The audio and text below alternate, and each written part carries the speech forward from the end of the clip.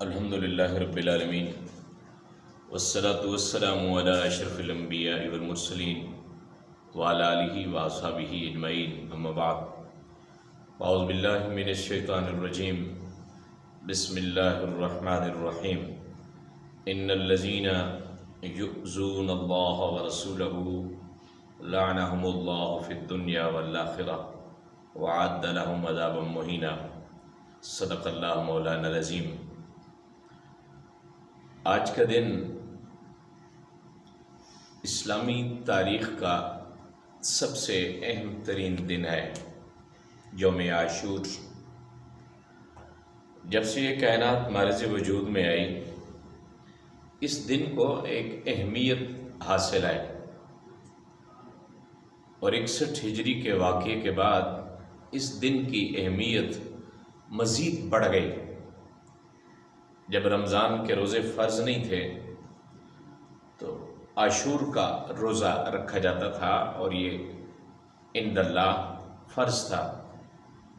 جب رمضان کے روزے فرض ہوئے پھر اس کی فرضیت منسوخ ہو گئی۔ عقائد عالم صلی اللہ علیہ وسلم کے وصال کے بعد رسول پاک صلی اللہ علیہ وسلم کی زندگی مبارکہ میں ایک بات مشہور تھی کہ رسول پاک صلی اللہ علیہ وسلم بہت سارے اصحاب کرام کو ان کی زندگیوں میں ان کی شہادت کا بتا کے گئے۔ حضرت عثمان غنی رضی اللہ تعالی عنہ اور بہت سارے اصحاب کرام ایسے ہیں جن کو رسول پاک صلی اللہ علیہ وسلم نے ان کی زندگی کے اندر بتایا تھا کہ ان کو شہادت ہوگی۔ اسی طرح حضرت امام حسین رضی اللہ تعالی عنہ کی بھی شہادت مشہور تھی کہ ان کو شہید کیا جائے گا۔ اللہ کے نبی صلی اللہ علیہ وسلم بے حد محبت اور بے حد پیار کرتے تھے حضرت امام حسین رضی اللہ تعالیٰ عنہ سے۔ رسول پاک صلی اللہ علیہ وسلم کے وصال کے بعد خلافت کا سلسلہ شروع ہوا۔ شورا جو اسلامی نظام تھا، شورا اس خلیفے کا انتخاب کرتا تھا۔ اللہ کے نبی صلی اللہ علیہ وسلم کے وصال کے بعد سب سے پہلا خلیفہ حضرت ابوبکر صدیق رضی اللہ تعالیٰ عنہ، اس کے بعد حضرت عمر فاروق رضی اللہ تعالیٰ عنہ، پھر جناب عثمان غنی رضی اللہ تعالیٰ عنہ۔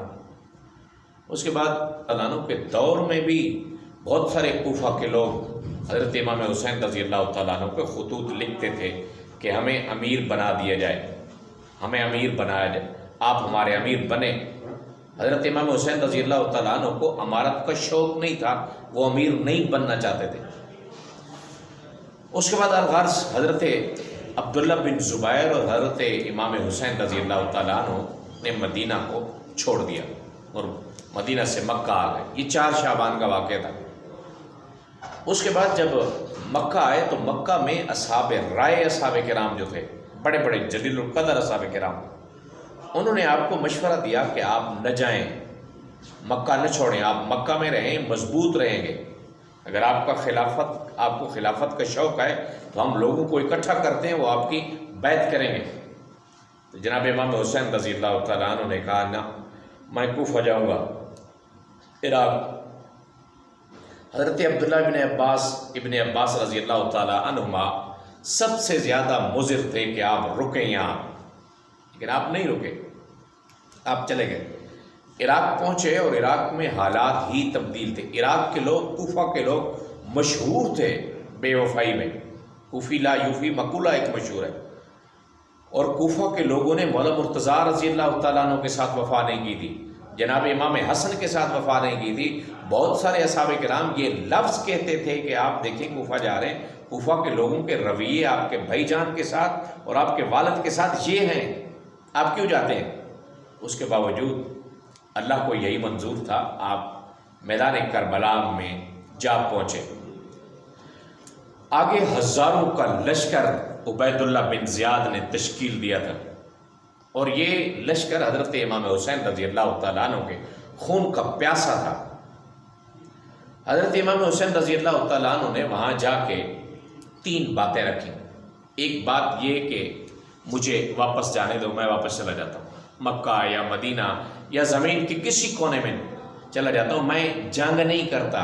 اسلام کا مزاج جنگ کا نہیں ہے، اسلام گفتگو کے اوپر فوکس کرتا ہے، گفتگو کرو، منواؤ اپنی بات۔ جنگ آخری حل ہے، اور جنگ باتوں کا حل بھی نہیں ہوتا، جنگیں اسی ٹائم ہوتی ہیں جب باتیں ختم ہو جاتی ہیں۔ دوسری بات یہ کہ مجھے یہاں سے راستہ دے دو، میں کہیں بھی چلا جاتا ہوں۔ اور تیسری بات یہ تھی کہ مجھے لے کے جاؤ یزید کے پاس، میں ان کے پاس جا کے گفتگو کرنا چاہتا ہوں۔ تینوں باتوں میں سے کوئی نہیں مانی گئی۔ یزیدیوں نے حضرت امام حسین رضی اللہ تعالیٰ عنہ اور آپ کے رفقا کو شہید کیا۔ شہادت کے بعد ہماری کتب میں لکھا ہے کہ کئی دن تک آسمان سرخ رہا، اور پھر کئی مہینے تک آسمان کی جو کناروں کی سرخی ہے وہ برقرار رہی۔ اور آج بھی بعض علماء کہتے ہیں کہ جو یہ شفق ہے، یہ سرخی آتی ہے غروب آفتاب کے بعد، یہ اس حادثے کے بعد شروع ہوئی کہ اللہ کا آسمان بھی رنجیدہ رہا۔ اللہ کے نبی صلی اللہ علیہ وسلم کے اس لخت جگر کو وہاں شہید کر دیا گیا۔ یزید نے اپنی چند دن کی حکومت بچانے کے لیے اتنا بڑا حادثہ اسلام میں کر دیا۔ یزید کا آج اس دنیا کے اندر نام لیوا کوئی نہیں ہے، نام لیوا جو یزید کا کوئی نام لے سکے، لیکن حسین کا نام آج بھی دنیا والے تسبیحوں کے اوپر پڑھتے ہیں، آج بھی نام یاد رکھتے ہیں جناب امام حسین رضی اللہ تعالیٰ عنہ کا۔ آیت کریمہ جو میں نے پڑھی، ان الذین یؤذون اللہ ورسولہ، بے شک وہ لوگ جو تکلیف پہنچاتے ہیں اللہ کو اور اللہ کے رسول کو، لعنہم اللہ، اللہ کی لعنت ہو ان کے اوپر، فی الدنیا والآخرہ، دنیا میں بھی اور آخرت میں بھی، وعد لہم عذابا مہینا، اور اللہ تعالیٰ نے ان کے لیے توہین امیز عذاب تیار کر رکھا ہے۔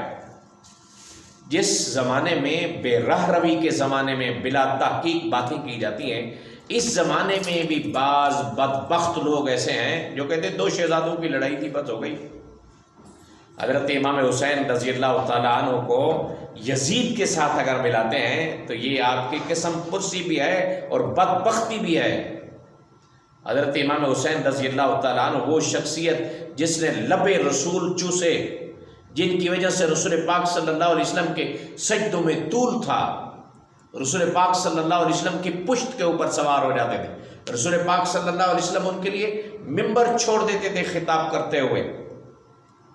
آج کے دن کو حضرت امام حسین رضی اللہ تعالیٰ عنہ کے خراج عقیدت کے طور کے اوپر گزاریے، لیکن اس خراج عقیدت کا مطلب ہرگز یہ نہیں کہ آپ کوئی غیر شرعی کام کریں یا ایسا کام کریں جو یزیدیوں نے کیا حضرت امام حسین کو دکھ اور تکلیف دیتے ہوئے۔ حضرت امام حسین رضی اللہ تعالیٰ عنہ کا جو مشن تھا وہ یہ اللہ کی کتاب تھی، سب سے زیادہ قرآن پاک پڑھیے، اور اس کے بعد جس درود پاک میں حضرت امام حسین کی ذات رسول پاک صلی اللہ علیہ وسلم کی آل آتی ہے، درود پاک پڑھیے۔ خراج عقیدت کا مطلب ہرگز یہ نہیں کہ آپ کوئی غیر شرعی کام کریں یا ایسا کام کریں جو یزیدیوں نے کیا حضرت امام حسین کو دکھ اور تکلیف دیتے ہوئے۔ حضرت امام حسین رضی اللہ تعالیٰ عنہ کا جو مشن تھا وہ یہ اللہ کی کتاب تھی، سب سے زیادہ قرآن پاک پڑھیے، اور اس کے بعد جس درود پاک میں حضرت امام حسین کی ذات رسول پاک صلی اللہ علیہ وسلم کی آل آتی ہے، درود پاک پڑھیے، اور سب سے اہم ترین اپنے بچوں کو اس حادثے کی خبر دیجیے، ان کو تعارف کرائیے کہ امام حسین کے خاندان اور رسول پاک صلی اللہ علیہ وسلم کا خانوادہ اگرچہ عدد اور تعداد کے لحاظ سے تھوڑے تھے، باطل کے سامنے ڈٹ گئے، اور ان کا باطل کے سامنے ڈٹ جانا اس بات کی حقانیت ہے کہ اگر حق تھوڑا بھی ہو، حق کے بندے تھوڑے بھی ہوں اور وہ باطل پرست ہزاروں کی تعداد میں ہوں، مٹ جاتے ہیں، اور مٹ گئے۔ آج یزیدیوں کا نام لینے والا کوئی نہیں، یزید کے نام کو گالی سمجھا جاتا ہے مہذب معاشروں میں، اور یزید کو لائن کہا جاتا ہے، شمر کو بدبخت اور لائن کہا جاتا ہے۔ اس کے بعد یزید کے حمایتی لوگ یہ بھی کہتے ہیں کہ وہ تو ٹھیک تھا جی، اس نے تو حکم ہی نہیں دیا تھا۔ اس حادثے کے بعد اس بندے نے مدینہ منورہ کے اوپر حملہ کیا تھا۔ مدینہ منورہ مسجد نبوی میں 3 دن تک آذانیں نہیں ہوئیں، آذانیں نمازیں نہیں ہوئیں، اور پھر اس حادثے کے بعد اس نے مکہ کے اوپر جا کے حملہ کیا تھا، اور مکہ اور کعبۃ اللہ کے اوپر حملہ کیا تھا، غلاف کعبہ کو جلایا، من جنیق کے ذریعے اس کے اوپر سنگریزی کی، پتھر برسائے۔ اس آگ لگنے کی وجہ سے جو سینگ حضرت اسماعیل علیہ السلام کی قربانی کے وقت نصب تھے کعبے میں، وہ جل گئے تھے۔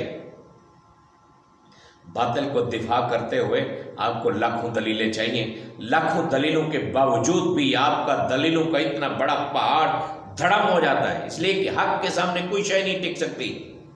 حضرت امام حسین حق کے اوپر تھے، ہیں اور رہیں گے، اور حضرت امام حسین رضی اللہ تعالیٰ عنہ کو، حضرت امام حسین کو اپنی زندگیوں میں بسانے والے آج بھی حضرت امام حسین کا نام لے کے سر بلند رہتے ہیں، اور قیامت کے دن بھی سر بلند رہیں گے۔ اللہ تعالیٰ ہم سب کو حسینی مشن جاری رکھنے کی توفیق عطا فرمائے، حق پرستوں کا ساتھ دینے کی توفیق عطا فرمائے، اور باطل پرستوں کے ساتھ ہم سب کو حضرت امام حسین کی طرح نمٹنے کی توفیق عطا فرمائے۔